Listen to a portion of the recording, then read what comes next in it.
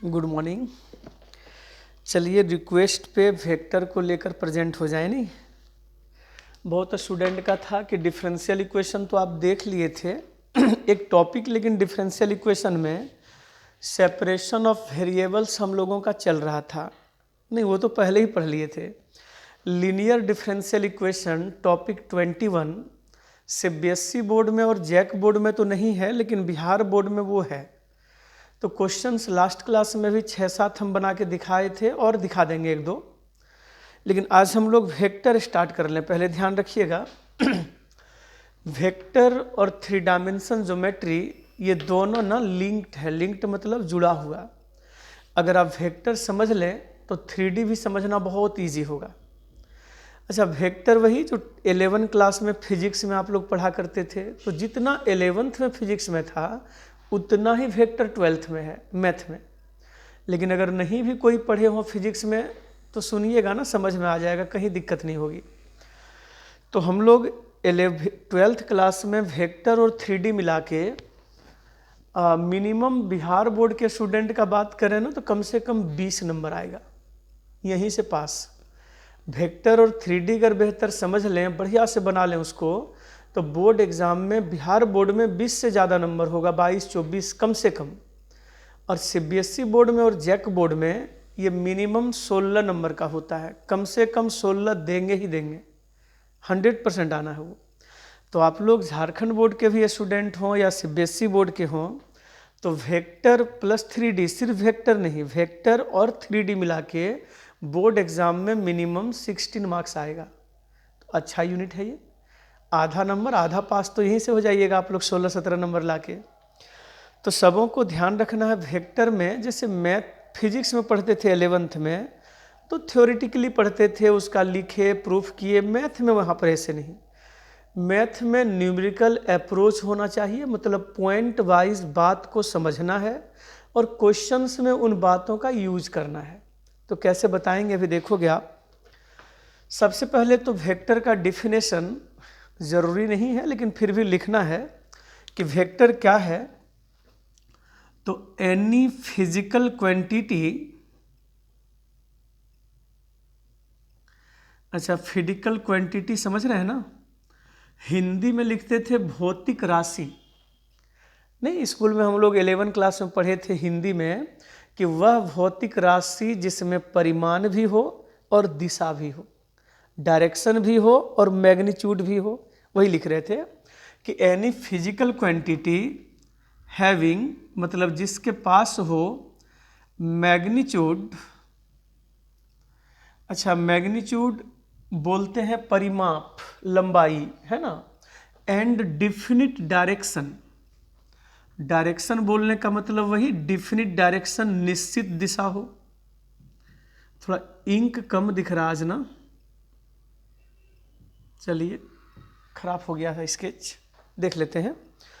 तो हम लोगों को ध्यान रखना है कि कोई भी ऐसा फिजिकल क्वांटिटी ऐसे ही लिख दिए जिसमें एक डायरेक्शन भी हो और उसका परिमाप भी हो, मतलब लंबाई। जैसे मान लो ये पेन की लंबाई 10 सेंटीमीटर है, तो ये उसका मैग्नीट्यूड हो गया, खाली परिमाप। और डायरेक्शन बोलने का मतलब ये लंबाई इधर से पूरब की ओर, तो जहाँ डायरेक्शन दे दिए इसका मतलब वो वेक्टर क्वांटिटी है। तो हम लोगों को ना बात एकदम पॉइंट वाइज समझना है। पहला पॉइंट, किसी भी वेक्टर क्वांटिटी को हम लोग डिनोट कैसे करेंगे, तो डिनोटेड एज, ध्यान से देखिए, जैसे ये ए पॉइंट है और यहाँ पर ये बी पॉइंट है, तो सिर्फ ए बी अगर लिखते हैं ना तो ए बी ये लंबाई हो गया जी। ए से लेकर बी की लंबाई कितनी, तो 10 सेंटीमीटर, 5 सेंटीमीटर, 5 यूनिट, 50 यूनिट, कुछ न कुछ होगा। तो ये उसका मैग्नीट्यूड हो गया, लेंथ। और वही अगर इसमें हम डायरेक्शन दिखा दें तो निश्चित ये क्वांटिटी हो गया वेक्टर। और वेक्टर को डिनोट कैसे करना है ना, तो ये साइन यहाँ पे क्या देना है, एरो। तो वही लिख रहे थे कि कभी भी वेक्टर्स को अगर हम लोग डिनोट करें तो वेक्टर को डिनोट कैसे करना है, एरो साइन से, ऊपर में तीर का निशान देके। समझ पा रहे हैं ना। अब ऐसे ही नेक्स्ट पॉइंट पर आप ध्यान दोगे कि ए बी वेक्टर, अच्छा ये लंबाई है ना, सिर्फ ए बी लिखे और बी ए लिखे इसका मतलब ये तो लेंथ है, लंबाई है। तो ए बी की लंबाई और बी ए की लंबाई, लेंथ तो दोनों सेम है, लेकिन डायरेक्शन का बात हो तो क्या वो सेम होगा? A B B A opposite है ना। तो कभी भी क्वेश्चन बनाते समय ध्यान दीजिएगा, अगर ए बी वेक्टर को बी ए वेक्टर लिखना हो तो 100% साइन क्या है? नेगेटिव लगा दें। एकदम पॉइंट ऐसे ही समझते चलिएगा। अगला बात, जैसे ये कोई पॉइंट एक्स वाई जेड हम लोग लिखे ना, तो ये पॉइंट स्केलर है। स्केलर मतलब हिंदी में अदिश है ना, इसका कोई दिशा नहीं। तो जब भी कभी कोई पॉइंट एक्स वाई जेड 2 3 4 1 2 3 कुछ भी लिखा हो और आपको ज़रूरत पड़े कि इसको वेक्टर में चेंज करें, तो वही चीज़ को ना बोलते हैं पोजीशन वेक्टर। शॉर्ट में उसको लिखते हैं पीवी। ध्यान से समझिएगा। तो यही पॉइंट को अगर वेक्टर में प्रेजेंट करना हो तो मान लीजिए पॉइंट ए का वेक्टर एक्स वाई जेड है, तो ये चीज़ को लिखेंगे एक्स आई plus Y J plus Z के। अच्छा, इसमें ये जो कैप साइन देखते हैं ना, इसका मतलब होता है यूनिट वेक्टर। अभी बताएंगे जस्ट आपको हम। तो पहले ये ध्यान दो, आप कभी भी कोई पॉइंट ऐसे लिखा हो 2 3 4 2 3 4 और ज़रूरत है कि इसको वेक्टर में लिखना है, तो बोलेंगे 2i plus 3j plus 4k। X Y Z लिखा हुआ है तो बोलेंगे xi plus Y J plus Z K. कोई कमी होगा क्या? नहीं ना। तो ये बहुत इंपॉर्टेंट है, बड़ी यूज होगा वेक्टर 3D में। कभी भी पॉइंट लिखा है 2 5 7 पॉइंट है, बोलेंगे वेक्टर में प्रेजेंट करो, तो लिखेंगे 2i plus 5j plus 7k। आराम से लिख सकते हैं हम लोग। चलिए अगला जो सबसे इम्पोर्टेंट बहुत ज़्यादा यूज होगा जी, ध्यान देते चलिएगा। ये कोई पॉइंट अगर ए है, मान लीजिए ए वेक्टर है, और ये पॉइंट अगर बी है, मान लीजिए बी वेक्टर है, तो आपसे कभी पूछेंगे ए बी वेक्टर बराबर कितना। ए पॉइंट पता हो, बी पॉइंट पता हो, और बार बार पूछेंगे आपसे ए बी वेक्टर बराबर कितना, तो समझ जाइएगा बी माइनस ऑफ ए। इसको बोलते हैं final position minus initial position. Position vector of B minus position vector of A. बड़ी काम आएगा इसका। जैसे कभी कभी ना क्वेश्चन बनाएंगे हम लोग, देखिएगा ट्रेंगल होगा ए बी सी, तो ए बी वेक्टर हमको चाहिए तो B minus A, B C vector चाहिए तो सी माइनस बी, ए सी वेक्टर चाहिए तो सी माइनस ए। आराम से लिख सकते हैं हम लोग। तो ये ध्यान रखना है कि जब भी कभी ए पॉइंट बी पॉइंट पता हो और ए बी वेक्टर चाहिए तो position of B minus A, मतलब final minus initial. A B तो B minus A, B C तो सी माइनस बी, ऐसे। अगला बात, कभी भी कोई वेक्टर अगर आई जे के में लिखा हुआ है, ध्यान से सुनिएगा इन बातों को आप। ये कोई वेक्टर है पॉइंट ए, और यहाँ पे कोई पॉइंट बी लिखा हुआ है 3i प्लस जे और प्लस 4k। कोई वेक्टर ए बी लिखा हुआ है, आपसे पूछेंगे जी क्वेश्चन में a प्लस बी का मान बताओ। सिंपल एग्जाम्पल से सिखाना चाह रहे थे कि दो वेक्टर अगर ए बी दिया हुआ हो और a प्लस बी निकालना है, तो हम लोग ना ऐसे मैथ में सोचे कि वेक्टर को जोड़ना मतलब इसके कंपोनेंट को जोड़ना। कंपोनेंट हिंदी में घटक बोलते हैं। तो यहाँ पर कंपोनेंट कहने का मतलब आई का आई के साथ सेम चीज़ में, जे का जे के साथ, के का के साथ। तो इन दोनों को जोड़ना है। आई प्लस 3i 4i होगा, 2j प्लस जे मिला के 3j होना है, 3k प्लस 4k मिला के 7k होना है। बात खत्म नहीं है। और हम लोगों को यहीं पे जी a माइनस बी फाइंड करना है, तो a में से b को माइनस करें, i माइनस 3i करेंगे तो माइनस 2i, 2j माइनस जे करेंगे तो प्लस जे, 3k माइनस 4k करेंगे तो ये माइनस के। बात समझे क्या सिखाना चाह रहे थे? कभी भी कोई दो वेक्टर को जोड़ना हो या घटाना हो तो वेक्टर का जोड़ घटाव, इसका मतलब उसका पोजीशन आई का आई के साथ, जे का जे के साथ, के का के साथ। बहुत सिंपल है ये सब। चलिए नेक्स्ट पॉइंट आपको समझते जाना है, मॉडुलस फाइंड करना जी। अच्छा, मॉडुलस को ही बोलते हैं मैग्नीट्यूड भी, मापांक निकालना, परिमाप। मॉडुलस फाइंड करना या फिर उसी को लिखते हैं मैग्नीट्यूड फाइंड करना। तो बहुत सिंपल है। मान लीजिए कोई वेक्टर ए है, xi plus yj plus z के, और हम लोगों को ज़रूरत पड़ा कि इसका मॉड निकालें। तो सीखे होंगे आप लोग 11th में भी, i का कोफिशिएंट का स्क्वायर, j का कोफिशिएंट का स्क्वायर और प्लस ये k का कोफिशिएंट का स्क्वायर। बड़ी यूजफुल बात है। पूरा वेक्टर 3D में मॉडुलस आएगा ही। तो जब भी कभी कोई वेक्टर पता हो और मॉडुलस निकालना है, इसका मतलब रूट अंडर i का गुणक का स्क्वायर, j का गुणक का स्क्वायर, k का गुणक का स्क्वायर, याद रहना चाहिए। यही सब पॉइंट ना समझ के रखना है, यही सब पॉइंट ऐसे ही जहाँ यूज करेंगे आप समझ जाइएगा क्या बात हो रही है। तो मॉडुलस बहुत इंपॉर्टेंट, ध्यान रखिए। इसके बाद यूनिट वेक्टर। अच्छा, यूनिट वेक्टर को जनरली हम लोग डिनोट करते हैं ये कैप साइन लगा के, है ना। तो यूनिट वेक्टर का मतलब क्या है ना, कोई भी ऐसा वेक्टर जिसका मॉडुलस कितना हो, 1 के बराबर। बात समझे क्या बोले। कहीं भी क्वेश्चन में पूछा जाए, एक वेक्टर आपको कुछ भी लिख दें ऐसे ही और बोले प्रूफ करिए कि ये वेक्टर यूनिट वेक्टर है, तो समझ लो ना कि किसी भी वेक्टर को यूनिट वेक्टर बोलना, इसका मतलब झट से उसका मॉडुलस निकाल दें। और मॉडुलस तो यही फॉर्मूला से निकलेगा ना। और जिस वेक्टर का मॉडुलस 1 के बराबर हो, समझ ले कि वो वेक्टर यूनिट वेक्टर है। समझे क्या बोले।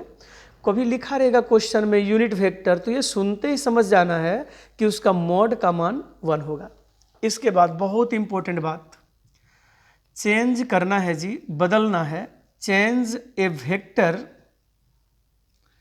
Change a vector A into unit vector A.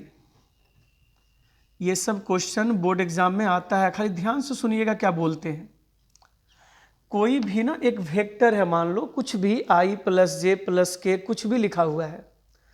तो मान लीजिए एक वेक्टर है, उसका मैग्नीट्यूड 50 है।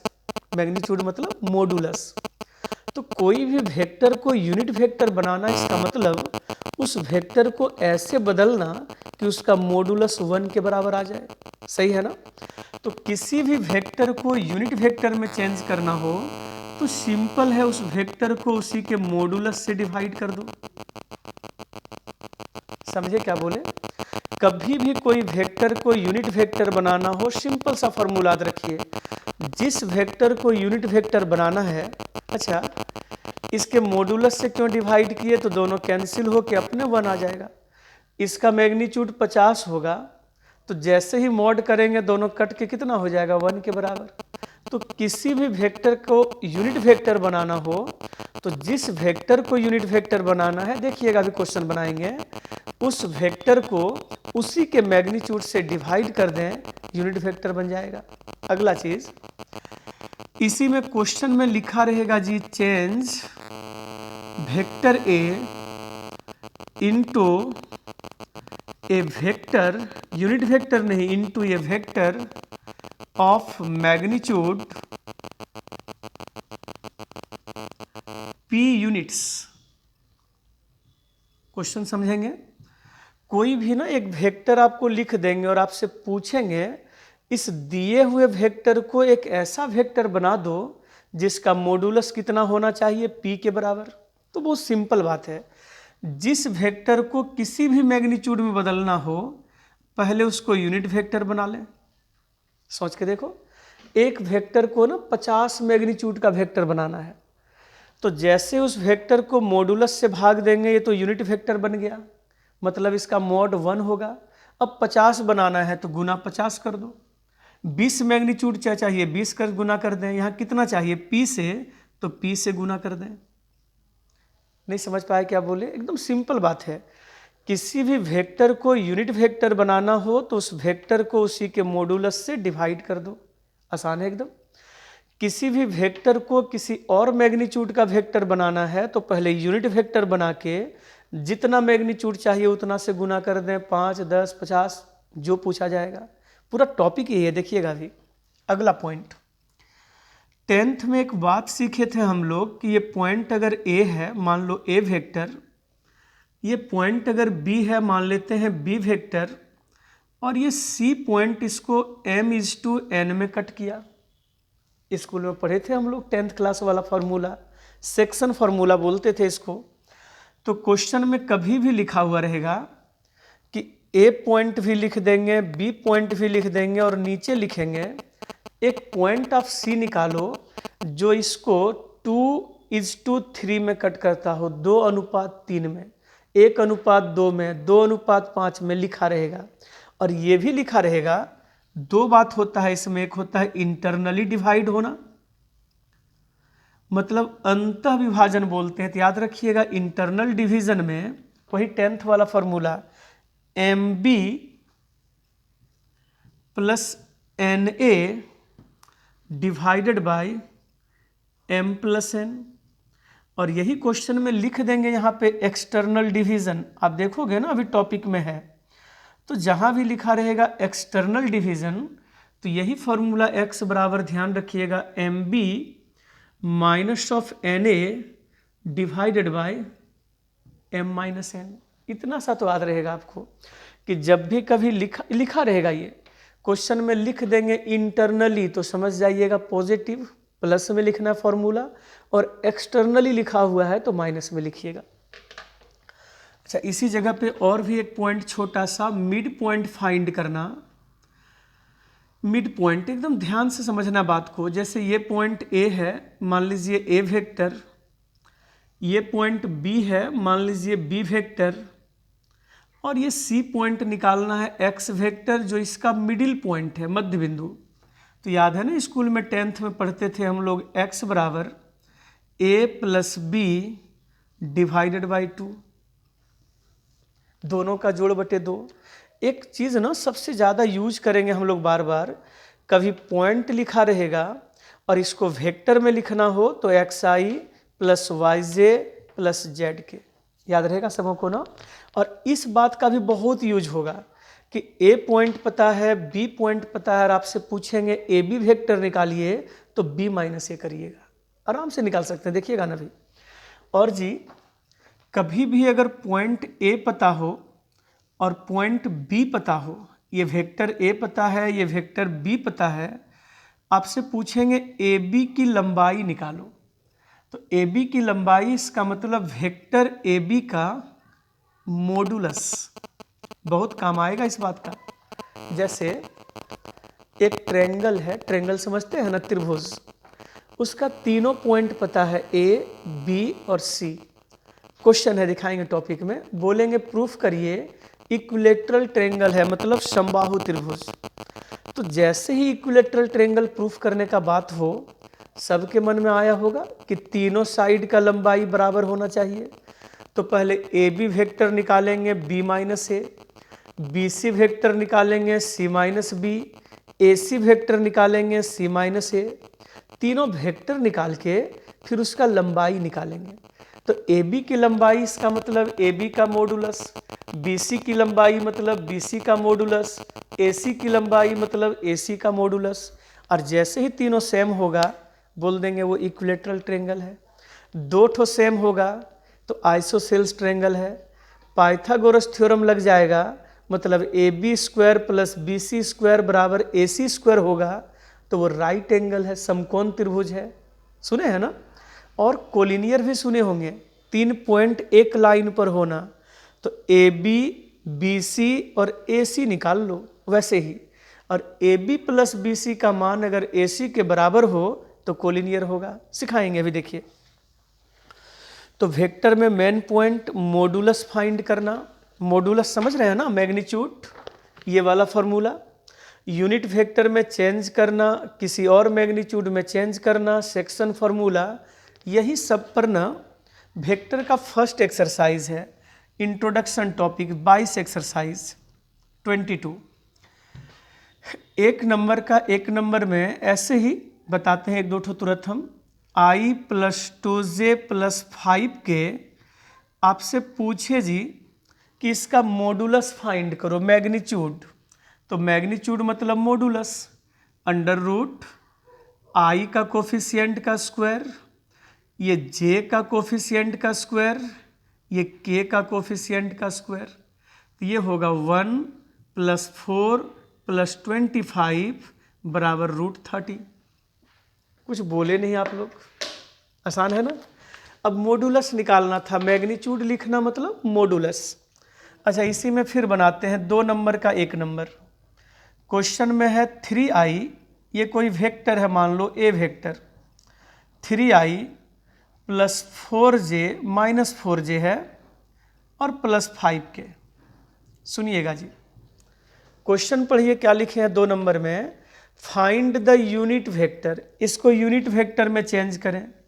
तो जिस वेक्टर को यूनिट वेक्टर बनाना हो, एकदम साधारण सा काम है, उस वेक्टर को उसी के मॉडुलस से भाग लगा दें। तो पहले फॉर्मूला लिख देते हैं कि ए को यूनिट वेक्टर में चेंज करना है तो इस वेक्टर को इसी के मॉड से भाग लगा दें। चलिए, ये तो वेक्टर ए है 3i - 4j + 5k, और इसका मॉडुलस कितना होगा, 3 का स्क्वायर 9, 4 का स्क्वायर 16, 5 का स्क्वायर 25 आता है ना। तो ये यूनिट वेक्टर ए कितना हो गया, 3i - 4j + 5k और बटे √50, √50 को लिखेंगे 5√2 आंसर। इतना तो समझ रहे हैं आप लोग बढ़िया से। चलो एक बार देखिए, पहले हो गया ना। नेक्स्ट, पहले मिटा लें हम बोर्ड। सिंपल एकदम, ये बेसिक खाली पॉइंट वाइज बात को ध्यान रखना है, कुछ नहीं है वेक्टर में। 3 क्लासेस में समझ जाइएगा वेक्टर का काम कंप्लीट।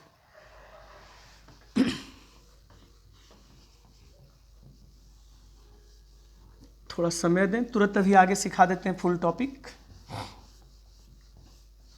और सब लोग ना इसको जैसे पढ़ते हैं तो एकदम निश्चित ध्यान दे के काम करिए घर में।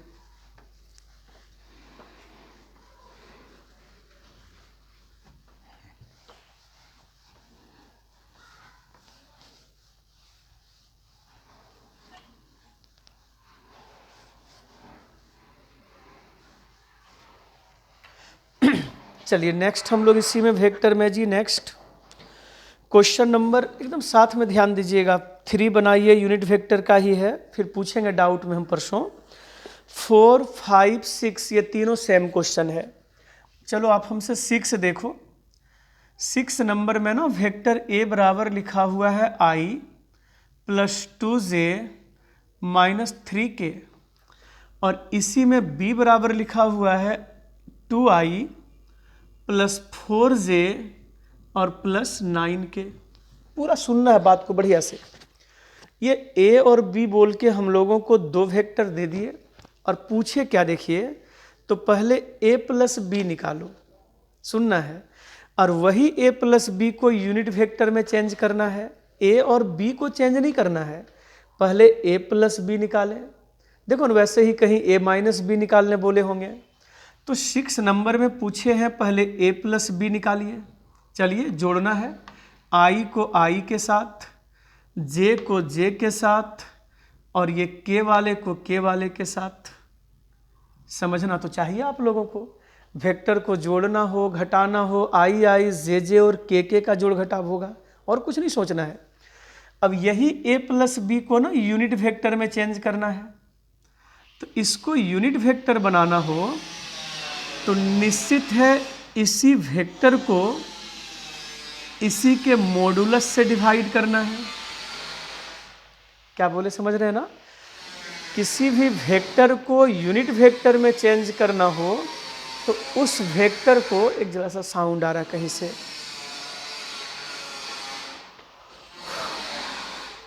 तो जिस वेक्टर को यूनिट वेक्टर में चेंज करना हो उस वेक्टर को उसी के मॉडुलस से डिवाइड कर दो, आता ही होगा। तो यहाँ पे a + b का वैल्यू कितना निकाले थे, 3i + 6j + 6k और बटे √अंडर इसका मॉडुलस 3 का स्क्वायर 9, 6 का स्क्वायर 36 और ये भी 6 का स्क्वायर 36।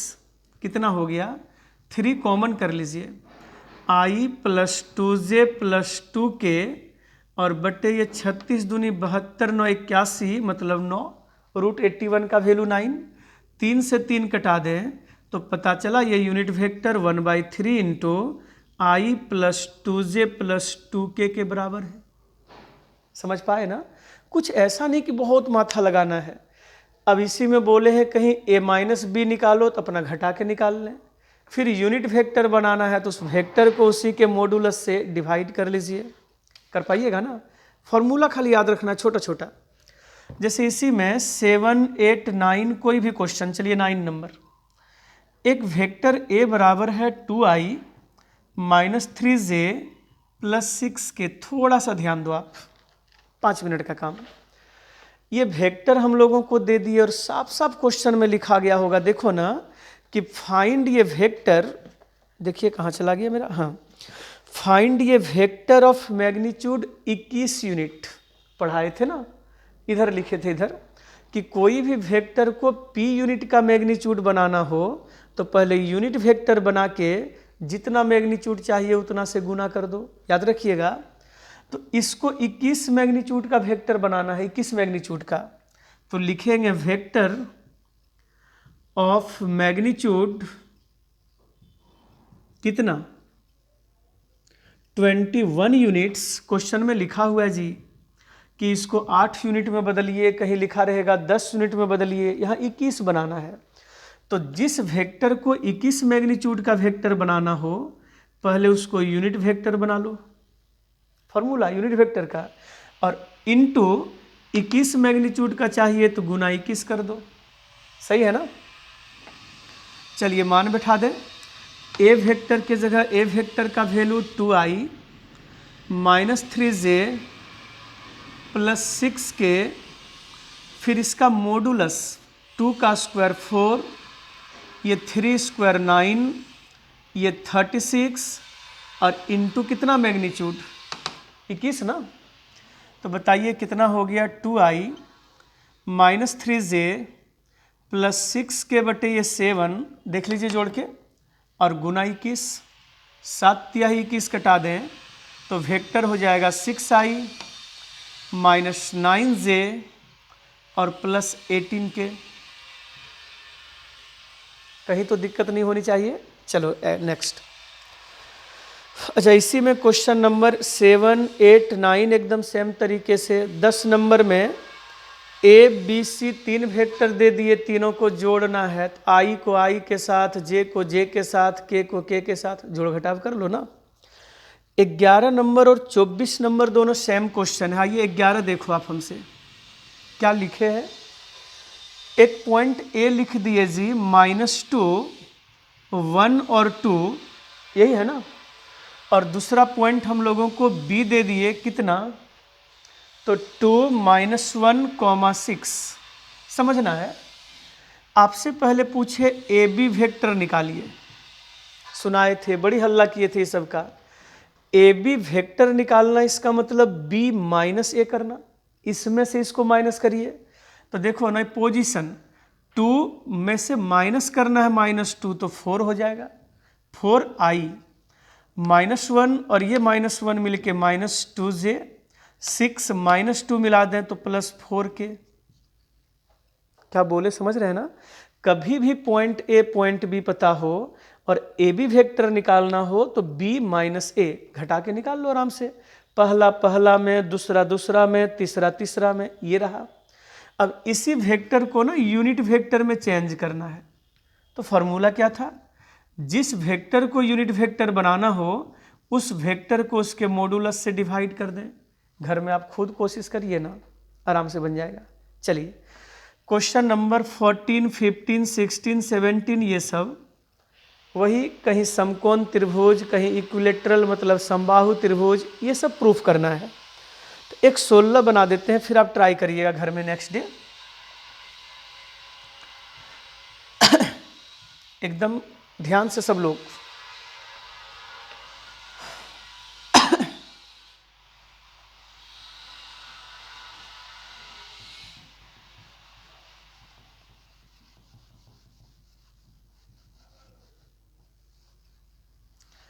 हम लोगों को जी इस जगह पे क्वेश्चंस में अब बढ़िया से देखिएगा ना, 19, 20 और 21 ये 3 सवाल वही m/n वाला है। लिखा रहेगा क्वेश्चन में 1:2, तो m बराबर 1, n बराबर 2। जैसे 19 नंबर में लिखे हैं 2:3, m बराबर 2, n बराबर 3, फॉर्मूला बैठा लीजिए। फिर 22 नंबर में बोले हैं मिड पॉइंट निकालिए, दोनों का जोड़ बटे 2 कर लीजिए। फिर नीचे इधर 15, 16, 17, 18 ये सब में आइए 16 नंबर पॉइंट ए लिखा हुआ है i + 2j + 3k की k, 3k ही होगा, चलिए सही है। फिर दूसरा पॉइंट बी लिखा हुआ है 2i + 3j और प्लस के एकदम मन से। और फिर पॉइंट सी लिखा हुआ है 3i + j और +2k। क्वेश्चन में पूछे प्रूफ करिए कि ये जो ट्रेंगल ABC है ना वो इक्विलेटरल ट्रेंगल है, मतलब समबाहु त्रिभुज। तो पहले AB निकालें, BC निकालें, AC निकालिए, और अगर ये तीनों की लंबाई बराबर हो तो इक्विलेटरल ट्रेंगल है। चलो स्पीड में देखिए, AB वेक्टर निकालिए पहले B - A, I को I में घटा दें, J वाले को J में घटा दें, K वाले को K में घटा दें। कुछ बोलते नहीं आप लोग, सही है ना। फिर BC वेक्टर निकालो, C - B, 3i - 2i, J - 3j और 2k - k। फिर AC वेक्टर निकालिए आप, C - A, 3i - i, 2i होगा, J - 2j - j होगा, 2k - 3k - k होगा, सही है ना। AB BC AC वेक्टर निकाले, लंबाई नहीं निकला है। तो AB की लंबाई का मतलब बताए थे, AB वेक्टर का मॉडुलस आ जाओ कितना, 1 + 1 + 4, फॉर्मूला जी, a² + b² + c², कोफिशिएंट वाला। BC की लंबाई, इसका मतलब BC वेक्टर का मॉडुलस देखो ना कितना आएगा, 1 + 4 + 1, बढ़िया से देखिए ये भी √6 है। और AC की लंबाई, इसका मतलब AC वेक्टर का मॉडुलस 14, 15, 16, 17, 18, गिनती सिखा रहे हैं क्या, नहीं ना। ये सभी सवाल एक जैसा, खाली यही AB निकालिए, BC निकालें और AC निकालें, तीनों की लंबाई निकाल लें, फिर जो प्रूफ करने बोलते हैं देख लीजिएगा लगा के वो। तो यहाँ पे देखो ना, AC की लंबाई कितनी, तो ये 4 + 1 + 1 √6 न, क्या देखे हम लोग। तो चूंकि यहाँ पर AB BC और AC ये तीनों का लेंथ बराबर है ना, इसलिए triangle ABC is an equilateral triangle. ध्यान रहेगा सबों को। तो इस टॉपिक पे आप लोग काम करिए मेहनत से, फिर अगला दिन खूब बनाइए, क्वेश्चन नंबर 24 तक बनाएं। लेकिन एक ध्यान रखिएगा, इसका 12 और 13 नंबर मत बनाइएगा, वो 3 डायमेंशन ज्योमेट्री में पढ़ाएंगे पहला दिन। क्या बोले समझे, लिख देते हैं। क्वेश्चन नंबर 12 और 13 ये अब भी नहीं बनाना है, ये एक्सरसाइज 26 में मिलेगा 3D में, है ना, इसको पहले ही बोल दिए हम। चलिए हम लोग नेक्स्ट डे फिर मिलते हैं, तब तक बाय।